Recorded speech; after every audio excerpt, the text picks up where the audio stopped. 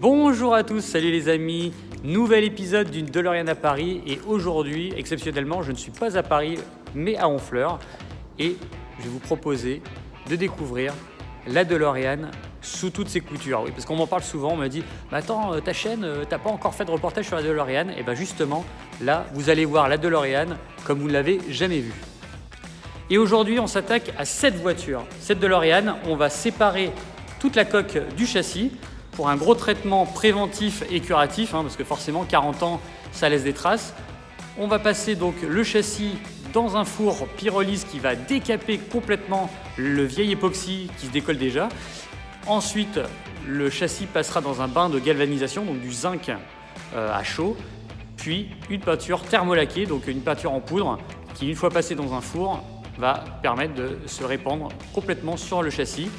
Ensuite, un gros travail sur le moteur, la boîte, voilà, histoire de repartir sur quelque chose de propre, les freins, enfin voilà, on refait un gros check-up.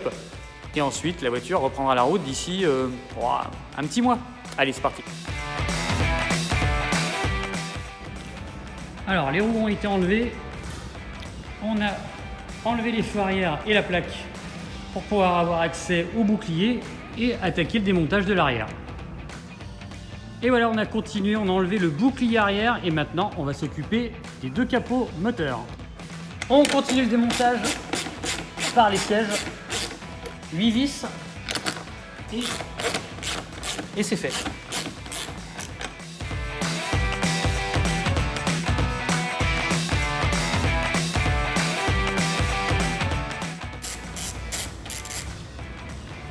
Et voilà.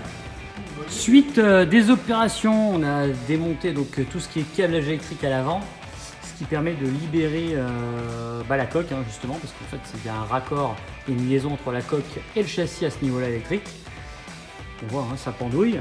À l'arrière, on a défait la tringlerie de frein, de parking. Voilà, ce qui permet aussi de libérer puisque c'est fixé ici. Hop, je ne sais pas si vous voyez là, au niveau de la coque. Donc on a libéré. On a libéré la sonde lambda aussi puisque c'est une liaison coque-châssis. À l'arrière, on va s'attaquer ensuite à tout ce qui est eau, carburant et électrique, au niveau de la baie notamment. Et voilà, donc l'opération est en cours. On a viré la moquette aussi pour pouvoir avoir accès à la visserie. On a viré le pommeau pour libérer le levier de vitesse. Alors, on a protégé le volant. Hop, le levier de vitesse.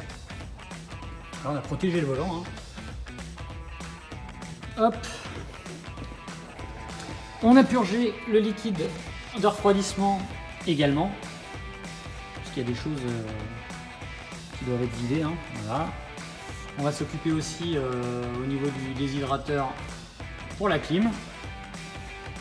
Et derrière, hop, juste à côté, le raccord au niveau du chauffage. Voilà pour la suite des opérations. Et on se retrouve juste après. Et bien voilà, après 2 petites heures de travail, avec quand même pas mal de démontage, de durite, de refroidissement, de clim, de chauffage, de carburant, des connecteurs électriques aussi, il y en avait quelques-uns, il nous reste 12 boulons. Et voilà, on pourra enfin libérer la coque du châssis. Chouette!